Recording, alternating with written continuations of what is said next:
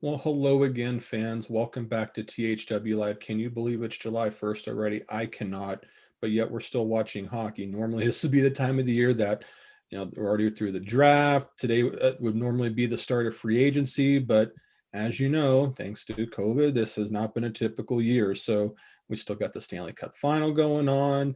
And soon after that, we're going to have an expansion draft and we're going to have an NHL draft. And we are honored to be joined this week by someone that you should already be following on Twitter. If you're not, please rectify that right away at Chris M. Peters.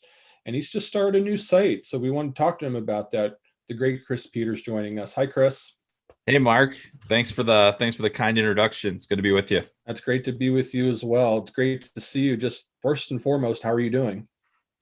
Man, well, I'm tired. I'll tell you that much. Is that time of year where everything just kind of keeps happening, and you're Mhm. trying to get ready, and even though we've had more than enough time to get ready for this draft, you're always at this point just trying to cram a little bit and make sure you're doing the best work that you can. And Yeah. yeah, I mean, it's good to be busy. It's nice to be able to do this, and yeah, I'm doing it with my own site now, and so that just increases the workload by about triple. So yeah, so it's just trying to adjust to that as well. Never a dull moment when you're in that position. No, no, no, no. But it's been fun so far, and Mm. I'm really happy with how things are going. So yeah, I can't really complain. It's good to be working. Absolutely. Let's talk about that site, Chris. I know a lot of fans have seen you promoted and get the Yeah. great chance to talk about. It's called Hockey Sense. So just where did the idea come from and what all do you do with it right now? Yeah, well, I mean, Hockey Sense was basically born out of necessity and a desire to continue in this field. And I was with ESPN for 3 years and Mhm. was wrapped up in their sweeping personnel cuts back in early.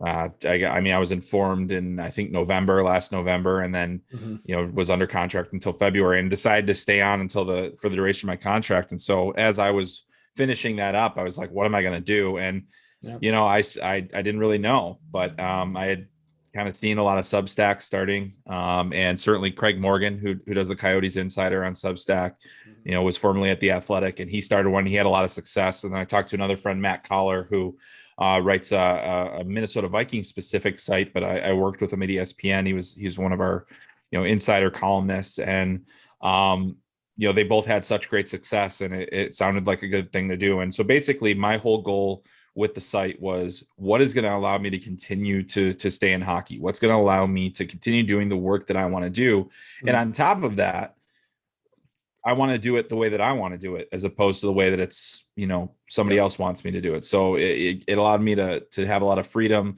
Got to dip back into some of the things I used to do with my old blog called United States of Hockey back before I was Mhm. with CBS, and then got into the mainstream a little bit more. Yeah. But yeah, but this has been an ongoing process. Also started a podcast called Talking Hockey Sense, which I had always wanted to do, but at Mhm. ESPN that was never part of my plans for me that they had. So I just decided to start it, and it's been a lot of fun. Had a lot of great guests, a lot of great people in the media. My most recent guest was the head coach at the University of Michigan, Mel Pearson, and we'll talk Mhm. about some of his players here as we talk about the Yeah. draft. But just yeah, it's been a phenomenal experience so far. Frustrating at times because when you're on your own, and certainly there's a lot of fear that goes into it as well, because Mhm. it's an unknown kind of thing, and you're completely reliant on yourself. But I've been supported and bolstered by that support from the people that have subscribed so far, and I really appreciate all the people that have. Yeah, and isn't that true too? Like no matter what, I think it's the golden rule. No matter what role you're in, whether it be mainstream or whether it be something less or whatever it is in media, it's the hockey world. People tend to know people, and when you build those relationships, that's the foundation. I think that contributes to a lot of the success when you do jump out on your own like that, right? Absolutely. I mean, I don't think that I would have been able to do it if I didn't feel like I had so many people that would help me promote it and support it. And I've Hmm. been really lucky that so many friends in the media. I mean, some of my most ardent supporters are the people that I worked with at ESPN, and they Yeah. all have gotten behind me, and have helped promote my work, and they didn't want me to be gone either. I certainly didn't want to go there, and I don't know what's going to happen with their draft coverage there going forward, but obviously they just had their big announcement and there wasn't anybody for the draft yet. So we'll see what happens there. But at the same time, the people in hockey media, and also a lot of people on the inside of the industry as well, sources that I've had over the years, people that, have signed up. I mean, really a large part of my subscriber base is actually people that work in the NHL. Oh, wow. And so that has been, it tells me a couple of things. One of them, it says that the work that I'm doing is resonating with people inside the industry, that I built up enough of a reputation that they wanted to support me as well. But also just that, I think there are people that want to see you succeed at times, even when they disagree with you, which, believe me, I hear from them when they do disagree with me. But it's still it's been a really exciting experience to see, that. And then obviously when you start something, you expect the first people to sign up to be people that know you really well. And then it's really engaging with the people that you don't know and haven't met yet, and have to build up a relationship with those people. And that's what I really hope eventually, as this progresses, that Hockey Sense becomes, is it's not just a site where I'm putting out content and you're reading it. I hope to make it more of a community eventually. And we'll have more events and things when we're outside of COVID. And I'm going to try to do some more virtual events in the build up to the draft and things like that for subscribers, because I really think it is important to engage. And again, it's all about creating that community. Oh, absolutely. It's very well said. And I know, you mentioned ESPN, Greg Wyshynski, Emily Kaplan. You're talking about two of the more respected writers out there. I know that they vouch for you, and and I know here we're going to, promote, your stuff, because I feel that at the end of the day, you mentioned that ESPN didn't really announce the draft coverage, but that's an area where you see a lot of people out there that are doing the draft coverage, but on a grand scale. I feel like that there's room for a lot more, and it would be obviously great to see you get another opportunity, but you do be able to do something like this gives the diehard fan an opportunity to really engage and, like you said, hopefully build a community. As I think that's very, very much needed in the current landscape. Yeah, I appreciate that, Mark. And I think that it's really, I agree. This is such a space that's growing. I think NHL fans and sports fans in general, because I mean, ESPN has people that cover the NFL, the Major League Draft, and the NBA Draft pretty in depth. And obviously, they had me for a period of time, and then they got the rights, and then suddenly it's not there anymore. But at the same time, it's people want to know what's coming next, right? People want there's a lot of questions about, okay, well, that's cool. Well, I really like my team. They're not doing that great, but maybe who's coming up in the pipeline. And so I think that appetite, the fact that, we're in a media landscape where everybody can essentially buy what they want to buy.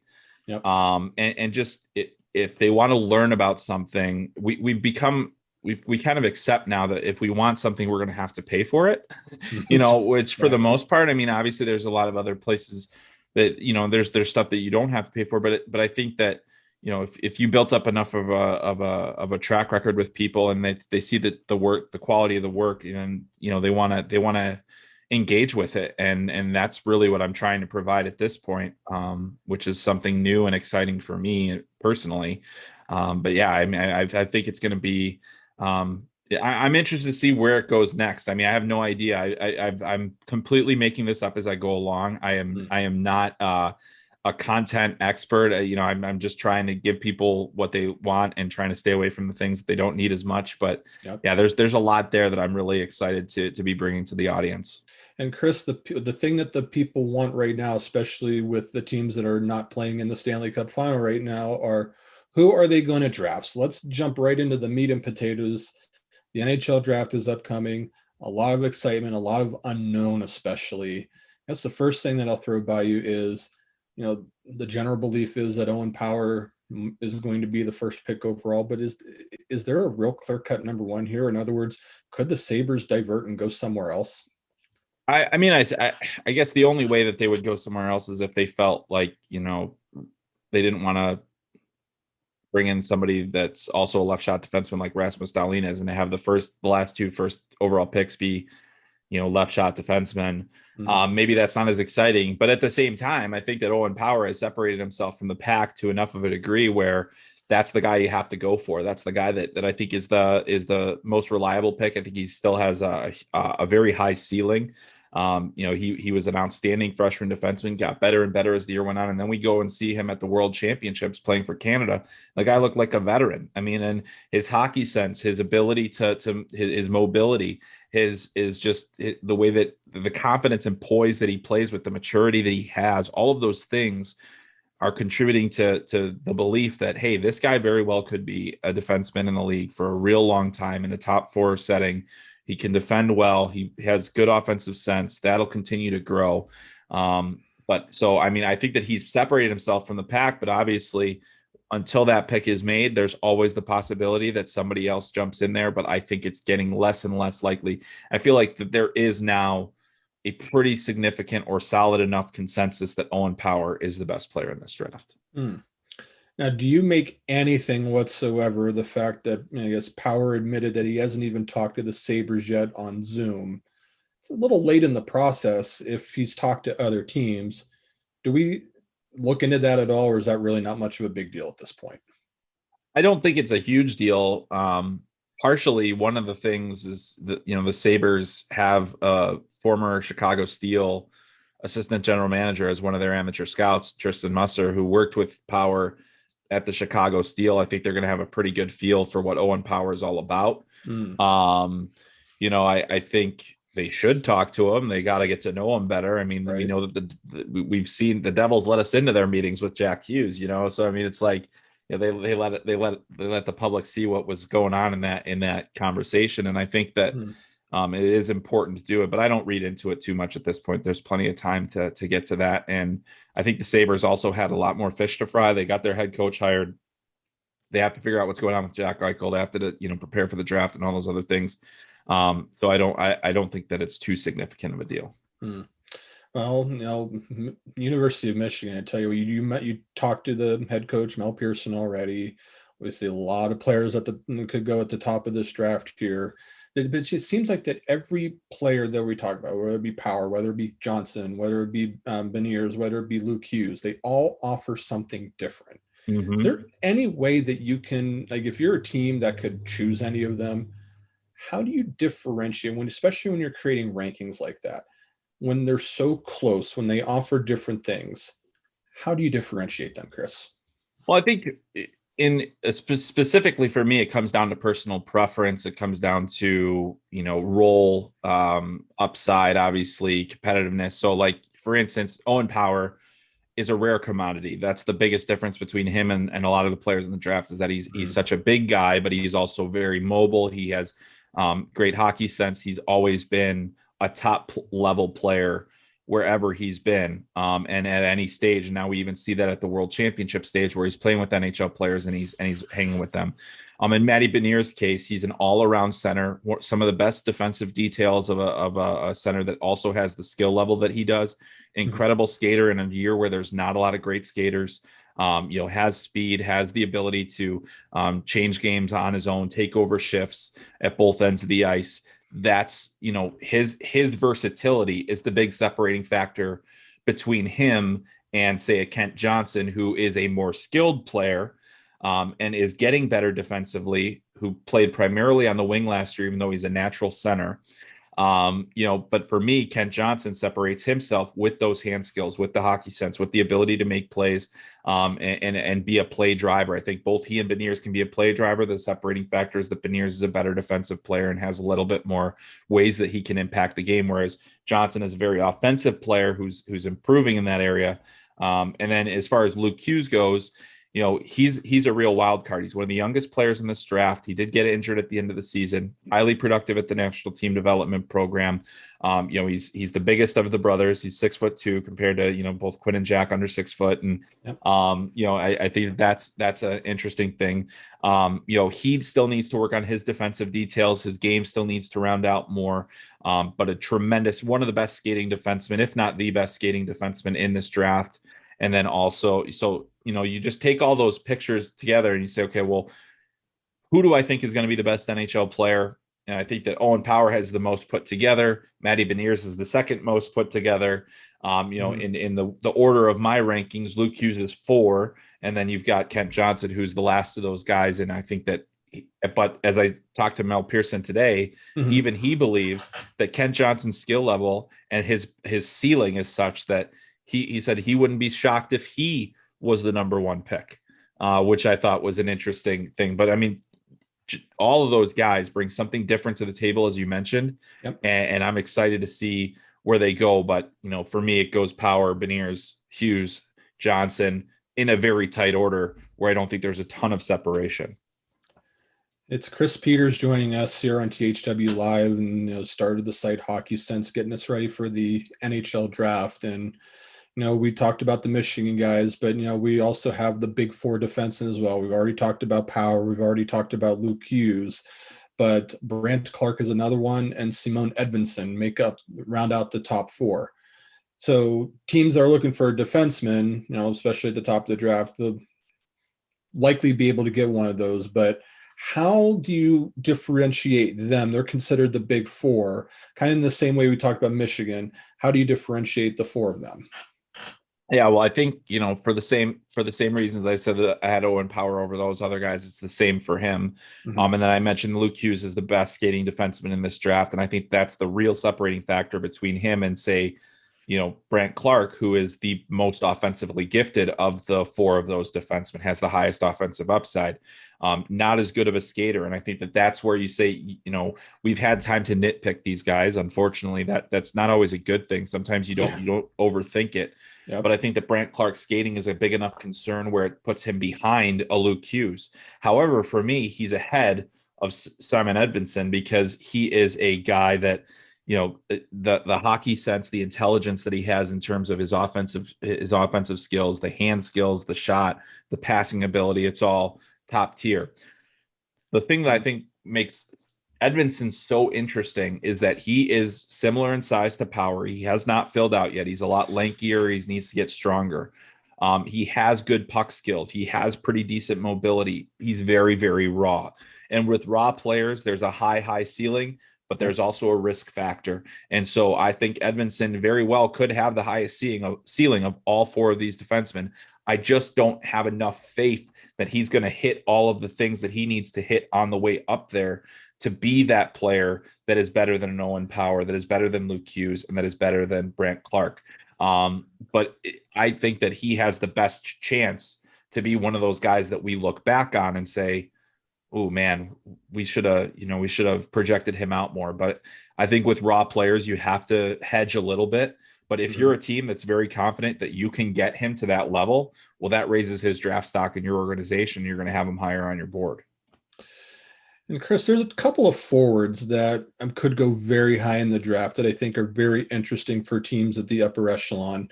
Dylan Guenther and William Eklund. Now, just me personally here, I love William Eklund. I think that he easily could go in the top 5. As a Columbus person, I would love to see Eklund go there, as I feel like he can play center. But just in your mind, Guenther and Eklund, where do you have them slotted in, and how are you able to come up with that?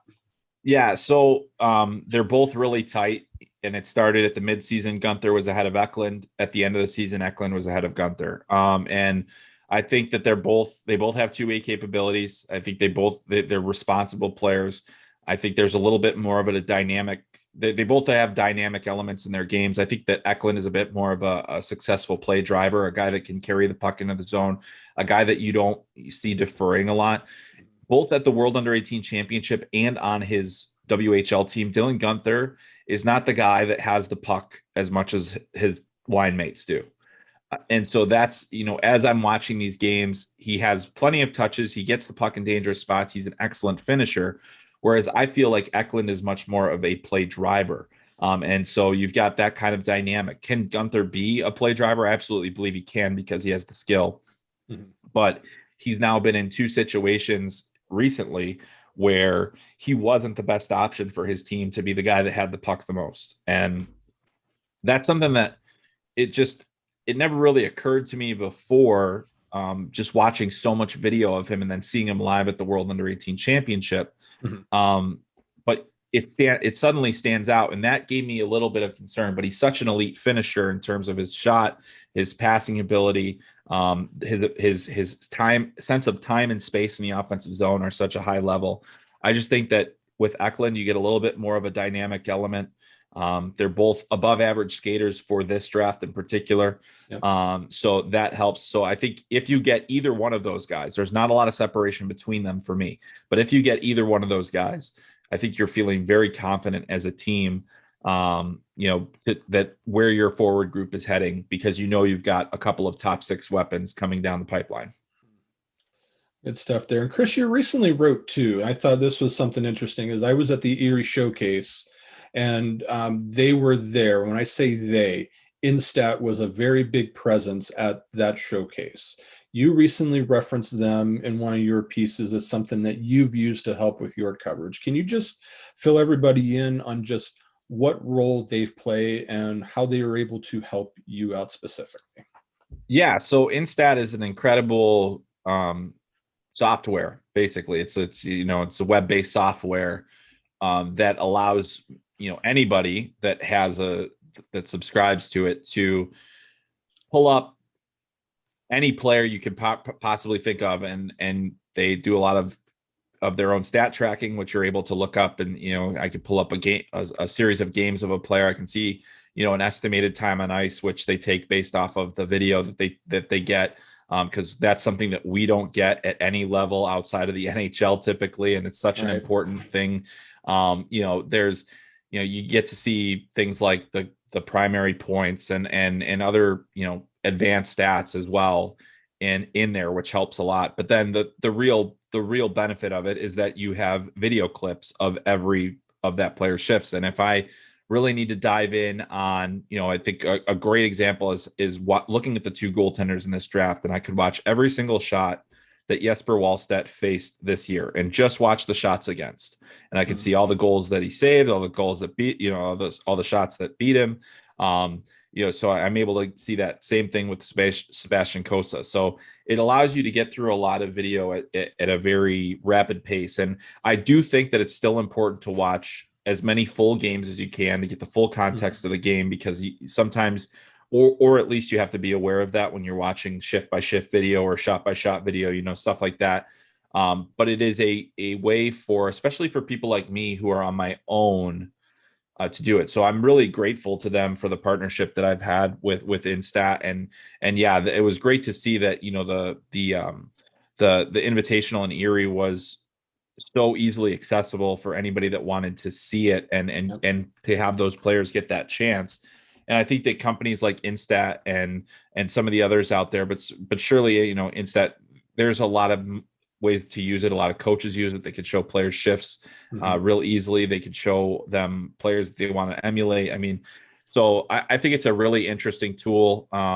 And certainly without that tool and without their partnership this year, I don't think I would have been able to have the kind of draft rankings that I was able to put together. I know for sure that I wouldn't have had them on Hockey Sense. And it also would have been a lot more challenging for me to track down video of every single player that I wanted to evaluate, because we're talking about literally hundreds of players, and their database is second to none. So a really great product. Real quick on the goaltenders, how high could you possibly see Wallstedt or Cossa go? I think we could start seeing that as early as the top 5. I think it's more likely that they'll probably sag somewhere between 6-10. I don't think either of them will be last past 15. I think they're both going to be lottery picks. At least that's based on the chatter that I'm hearing. I think there are enough teams in that range that will have interest. And I also think that this class is not, so it doesn't blow you away so much that you think that you're leaving too much on the table. If you take a goaltender, you go in eyes wide open, you say, we need these guys for, we're going to have these guys in a couple of years down the road. We'll continue to develop them, but that's basically, I think that they will be gone very early, and I think they will be gone early with great justification as well. Be interesting. Like, Detroit is somebody that I'm definitely watching to see if they jump on a goaltender. For sure. Last one for you, Chris. I just want to give you a chance to talk about maybe some of the guys that maybe aren't getting enough attention out there. We've exhausted kind of the top of the draft, but maybe some guys outside the lottery that could end up working out really well for somebody if they manage to grab them. Yeah, I think there are several guys like that, and it's going to be interesting to see kind of where they all end up. But I think that one guy that doesn't get a ton of buzz out of the national team development program, but he's kind of in everybody's first round, but you don't talk about him that much, is Sasha Postajov, who had a really good season with the national team development program, highly productive player. He's another one of those players where the skating is a concern, and the pace that he plays with, that's going to need to come along. But one of the things that I think, and this is true of Brandt Clarke as well, if you have incredible hockey sense, you can still play the game fast. You might not be fast, but you can play the game fast. You can make quick decisions. You can move the pucks quickly. You have the quick release. All those different things, those are ways to make up ground.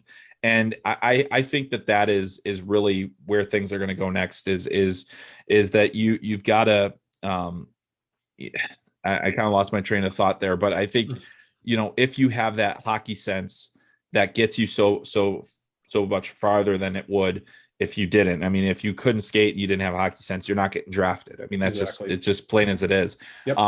One other guy that I really like that I say all the time is one of my underrated, by people that aren't me, and that's totally fine. They very well could be right, and I could be wrong, but a guy that I really like for this draft is Prohor Poltapov. Work ethic off the charts, really battles for pucks, not a big guy, good skill, okay skater, but high end skill, confidence with the puck on his stick, and one of the most productive players at his age level in the U20 league in Russia this season. Looked really good at the World Under-18 Championship. Didn't stand out like a Nikita Chibrikov or Fedor Svechkov, but I think that he's a guy that will make a team very happy that drafts him, whether it be late in the first round or early in the second. I don't think he should go much further than that, and I think he'll provide great value in that slot. This has been awesome. Fans, make sure that you follow Chris again at Chris M. Peters on Twitter. Support him. Consider subscribing to his site, Hockey Sense. He's got a podcast as well. He's going to be building some stuff up. Can't wait to see where it goes. Chris, we very much appreciate you taking time out of your very busy schedule to talk to us about the draft and everything going on. Yeah, well, my pleasure, Mark. Thanks so much for having me. It was great to be with you today. Absolutely. Fans, stay tuned for part 2. We're going to talk about the Seattle Kraken. All right, welcome back to THW Live on July 1st, 2021. I am your host, Mark Scheig, and we are back for part 2 of the show. In case you missed part 1, had the great Chris Peters join us talking about his new site, Hockey Sense, and getting us ready for the upcoming NHL Draft. Just a fantastic follow. Just make sure that you follow him on Twitter. So we're here now to part 2 of the show. Now, don't miss any of our interviews. Again, make sure you hit that like button on Facebook. Make sure you hit subscribe on YouTube. And we're on so many different channels, Apple, Spotify, iHeartRadio, you name it, we are out there. You'll never miss any of our interviews or our panels such as this. And this week we have the Seattle Kraken panel joining us because, geez, a few things going on here. They're getting ready for an expansion draft. They just hired a head coach. We better check in on them and see what could be going on here. So let's introduce the panel to you. We have Sean Raggio joining us. Hi, Sean. Hey, how's it going? Happy to be here. Appreciate you joining us. Adam Kierszenblat is joining us. Hi, Adam. Hi, nice to be here. Pleasure to have you come on. And our former Sabres writer who's now transitioned over to the Kraken team, Tom Pepper, is joining us. Hi, Tom. Hello. Thanks for having me. All right, guys, let's jump right into this. Sean, I'm going to start with you, and I think we have to start with the obvious question here. Dave Hakstol is the new coach of the Seattle Kraken. I am not sure about you, but I never saw that coming in a million years. So my first question is, how surprised were you when this news became official that he was going to be the first coach? I was pretty surprised considering the other names that were out there. I think that once Gerard Gallant fell, it was kind of like a free fall for who was going to go next. But I don't necessarily hate the decision. I think that he was a victim to a team that underperformed in Philadelphia. And it's a bit of a risk being that he only had one other stint as an NHL head coach, but I kind of like them going for it. They're breaking into the league. Why not give him a second shot at breaking in as a head coach? Adam, what was your initial reaction when you heard the Hakstol news? So my first initial reaction was that I was a little bit surprised that it happened. Like Sean said, he did have a short stint with Philadelphia. I thought they would be going with somebody with more experience. One of the names that I thought that was going to come out was either Rick Tocchet or Bruce Boudreau, because those are guys who have been in the league for a long time. But as we've mentioned through our articles and on Twitter, he does have a connection to University of North Dakota that does have a lot of NHL players, so he might have that base. And especially when you have a team with a bunch of new faces, that might help a little bit in coaching and building a team. Interesting. Tom, you get the last word, at least so far, on Dave Hakstol. Your initial reaction, how surprised were you?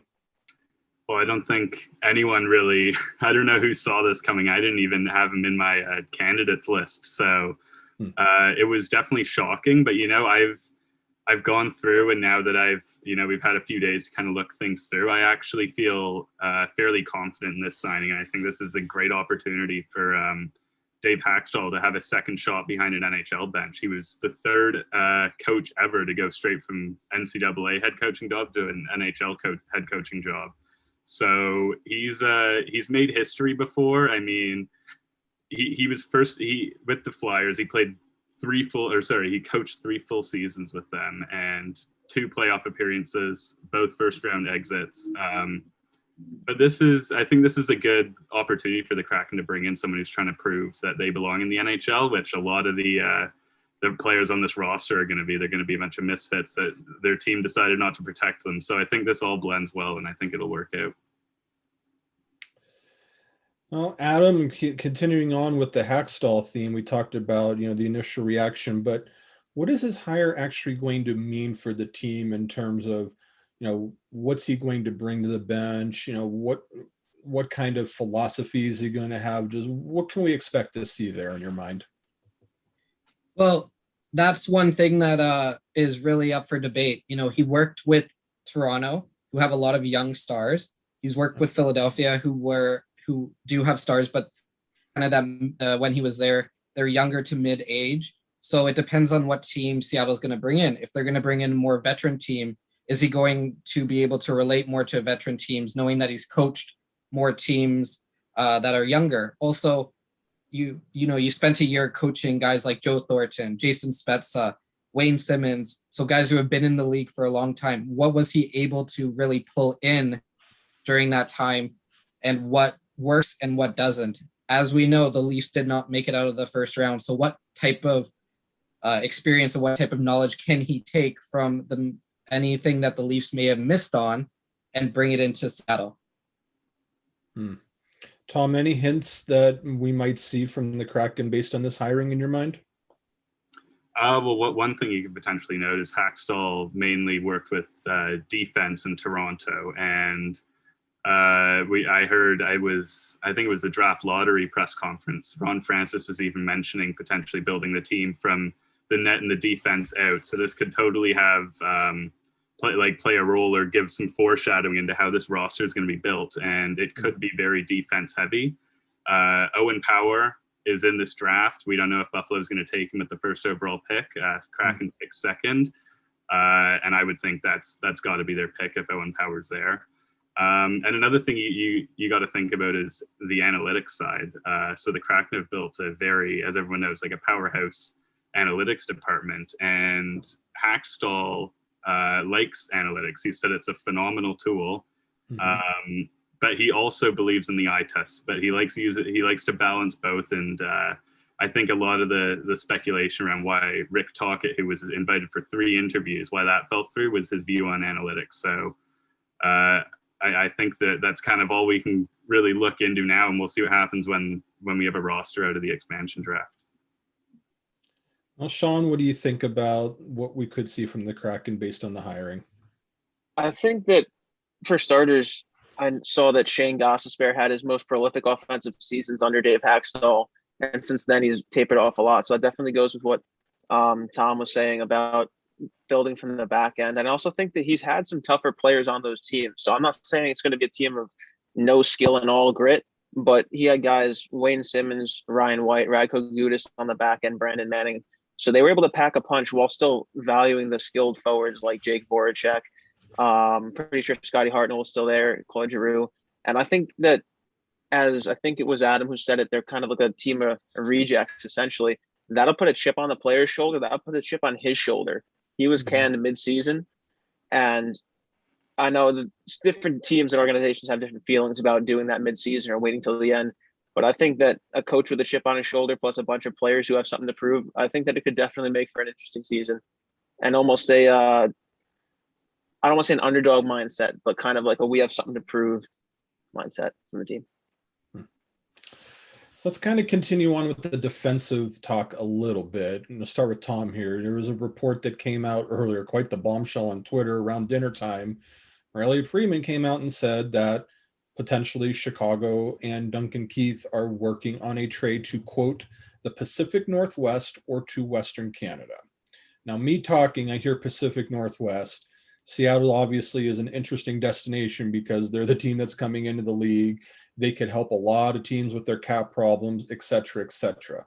Tom, the question for you, though, is do you feel like Seattle should go after Duncan Keith? You know, is this something that we need to be watching from a Kraken standpoint?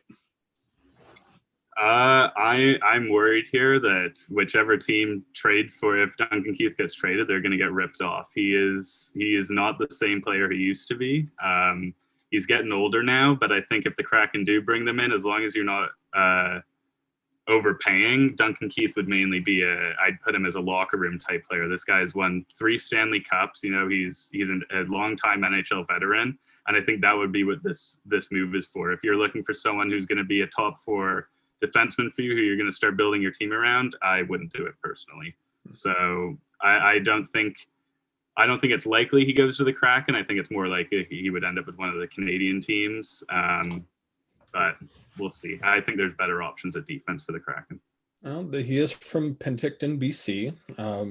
And an interesting note about the contract, in case you don't know, is that, yeah, there's 2 years left. Yes, the cap hit is over 5, but the actual dollars left is like a little over 3 million because of the way that it was structured.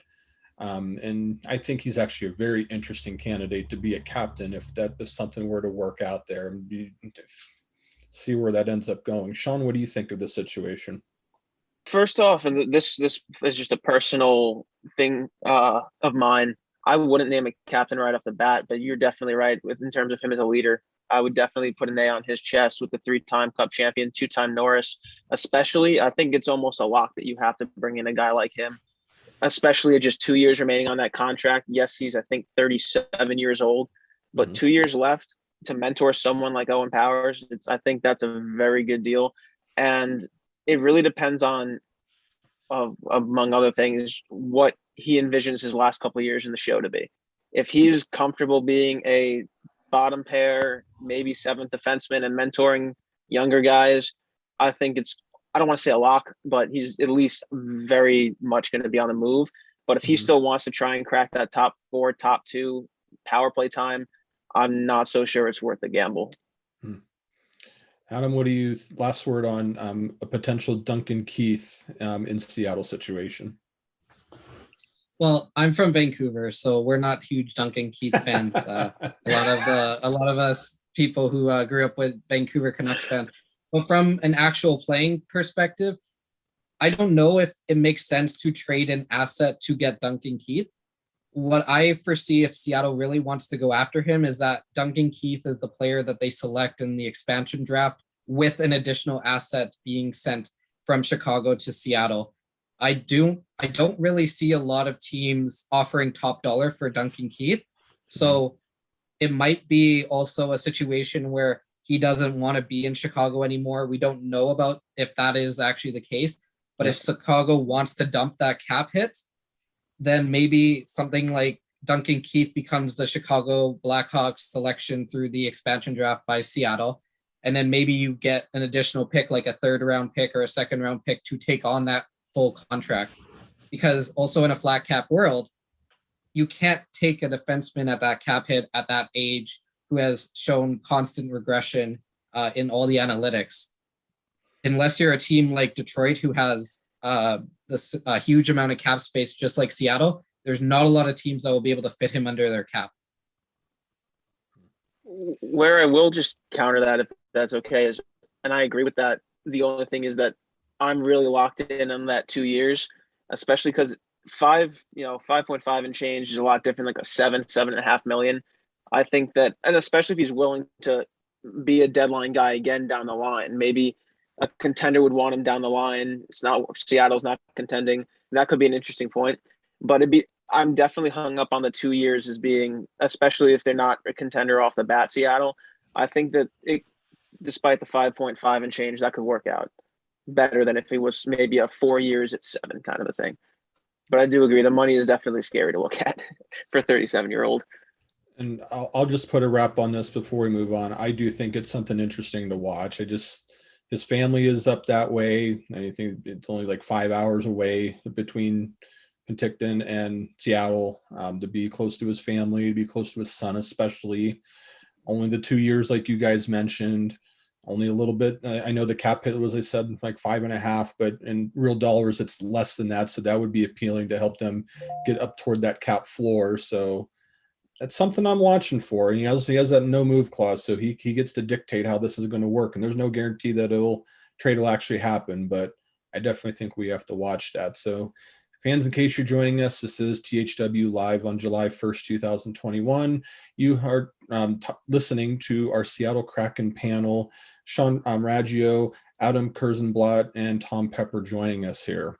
Sean, we're going to go back to you for this next question. And I think something very interesting could happen with the Kraken when they start to make their picks. And I just want to see what you guys think of this theory where they can go out and maybe stockpile a bunch of defensemen, let's say, but then they turn around right after that and flip them to another team to, get some additional assets. Like the example that comes to my mind immediately here is the Kraken take Mark Giordano from Calgary, but then they flip him over to Edmonton.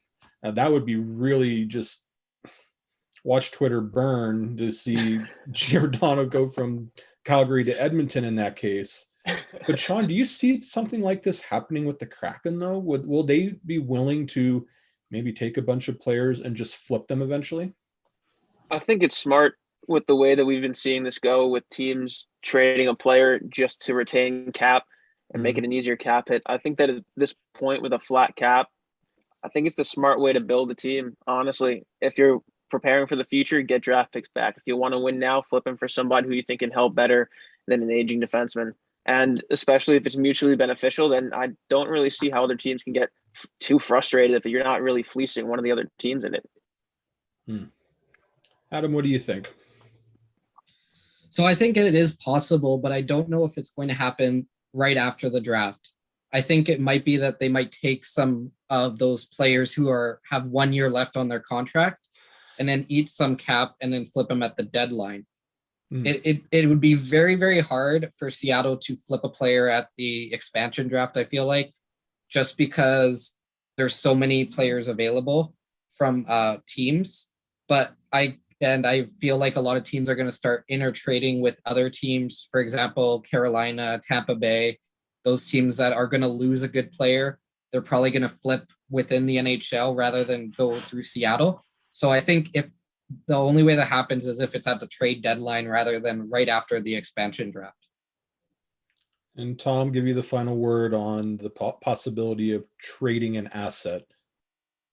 I think you got to have that on the table. I mean, the Seattle Kraken starting up. I mean, we saw Vegas have quite a lot of success off the bat, but you can't really have the same expectations, I wouldn't think, for the Seattle Kraken. It is an expansion team, and you do want, like Sean said, you want to be building for the future. You don't, if you have a 37-year-old defenseman that you're able to trade for some younger assets or some draft picks, why wouldn't you do that at this point? You're at the very start of a franchise. There's really no rush here right now. I think they totally have to look into that. All right, Adam, we'll go to you here. Got two more questions for you for the panel today. Kind of combine this one. So just put your Ron Francis cap on for a minute. And, we're starting to see some of the theorized lists throughout the league, which forwards might be available, which defensemen, which goaltenders, we starting to get a little bit of an idea of who could be available. So my question for you is, who are just a couple of the interesting players that you're seeing from other teams that have a really good chance of donning a Seattle uniform come, right after the expansion draft? Well, I think the big name to watch out for for young players is Jake Bean from Carolina. Now, I know there's a lot of people who say it might be Warren Fogle, but I do have some reservations about Warren Fogle because he's played almost his entire career with Jordan Stahl, and he hasn't had other line mates. So how is he going to react to playing with other line mates? Another interesting situation is going to be the Edmonton Oilers. So Edmonton, it looks like a guy like either Caleb Jones or Ethan Bear. Most likely it will be Caleb Jones will be available. But they also have goaltender Stuart Skinner, who may be available. So is it worth it to go out on a limb and get maybe a younger goaltender compared to that younger defenseman?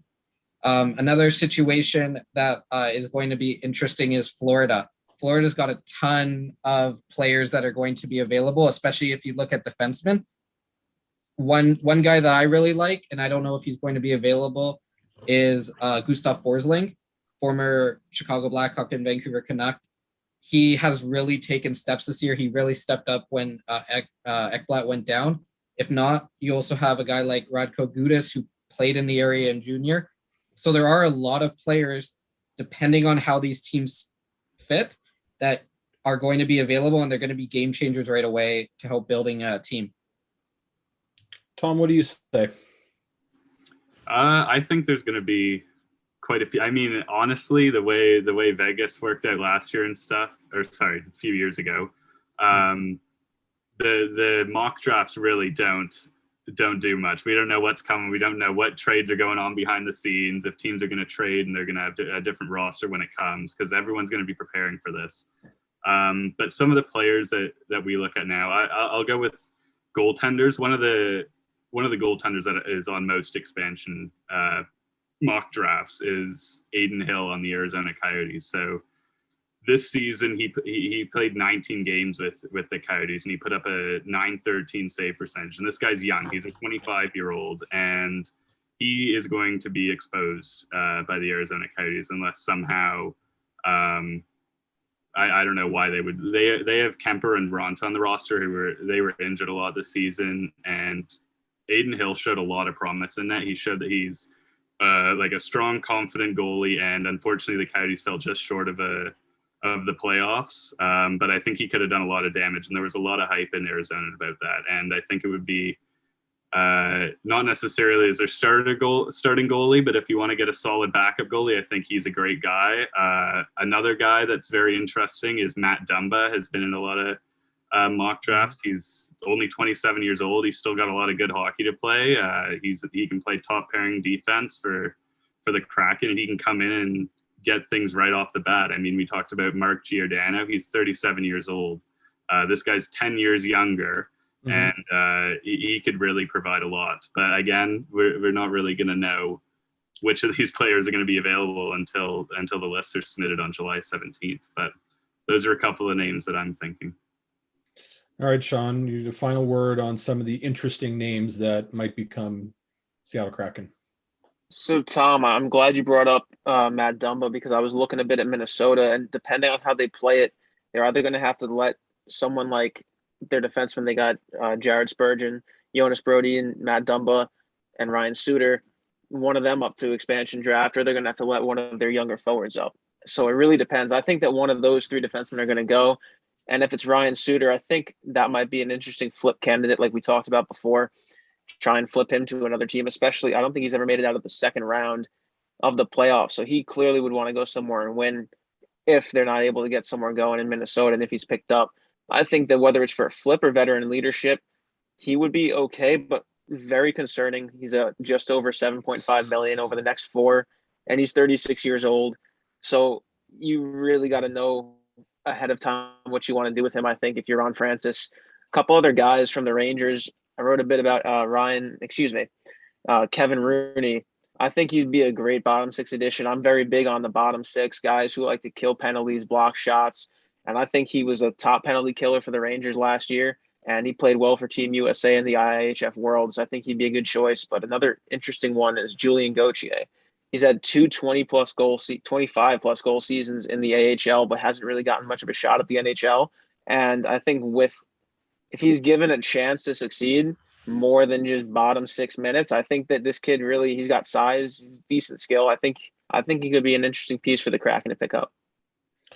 Just quickly wrap it up with two names I wonder about: Tampa Bay and Tyler Johnson. There's that hometown connection. I just wonder if that's one way Tampa can get a little bit of cap relief. And then in Toronto, I'm really curious to see if they'll go after Alexander Kerfoot as a center. See where that ends up going. So about 1 minute each for this last question for you guys. Tom, we'll start with you. Just, do you feel like that Seattle can replicate any early success that the Vegas Golden Knights had? I think there's going to be a lot of pressure too. I honestly, I was thinking about this recently. I'm thinking of putting an article on. I think the Kraken and the Golden Knights is going to turn into a rivalry automatically, just because of how quickly Vegas has gotten right up, and they've made it to the conference finals almost every year now, and just the success that organization has had since they entered the league is just incredible, totally unexpected, and it's going to be very, very, very difficult to replicate that as the Seattle Kraken. I mean, to pull off what Vegas did. Now all the other teams have seen, they've been through the process, they know how this works, like which guys to watch for. I don't think they're going to be able to replicate this success. Obviously, that's what everyone's going to be watching and talking about, but I think it's going to be very difficult. But with that strong analytics department, who knows? We'll see what they do. Sean, what do you think? That'd be pretty fun though, right, guys? Right off the bat. But I think it really depends on the moves they make. I mean, obviously speaking, but I mean in terms of flipping players and really bringing in more talent than it looks like on the board. And I think that a lot of GMs are going to be more hesitant after seeing what happened in Vegas. So I don't think that this is a team that's going to be a 5-year rebuild, a 5-year build up off the start.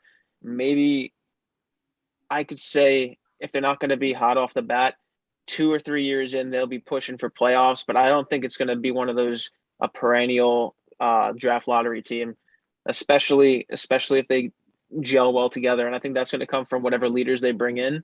And I think that they're going to need some older guys, veteran guys, to really get this team started. All right, Adam, last word on if you think Seattle can get some early success like Vegas did. So looking at the Pacific Division, or what it's set up to be, you really have it's really a mixed bag. So you got teams like Vegas that you know are going to be good. LA is going to take a step forward next year because they're just loaded prospect. You got Vegas in there. I don't expect Edmonton to really take a step back. Calgary, who knows? Vancouver, who knows? So they really do have a chance to do well. I don't think that they're going to make a run to the Stanley Cup in the first year like Vegas, but everybody had Vegas finishing last in the division in 2017, their first year. So who knows? But it all depends. If they can weaponize their cap and really go after it in free agency, then I think they have a chance. They also have to be careful with who they bring in, that they're actually bringing in players who are good analytically rather than players who are just from the area who might be a good PR move. So they're a very smart group. So if they can continue and if they can really work their analytics to a good level like a Carolina is doing, then they have an opportunity. But if they go with name over actual play and analytics, then they're going to have a tough time in the first year. Well, it seems like Tom is done for the night anyway. His background doesn't think they're going to succeed. No, the background does not think that Seattle's going to have any success. But no, seriously, great stuff. Sean, Adam, Tom, our Seattle Kraken team, thank you so much for joining the panel on THW Live. We very much appreciate it.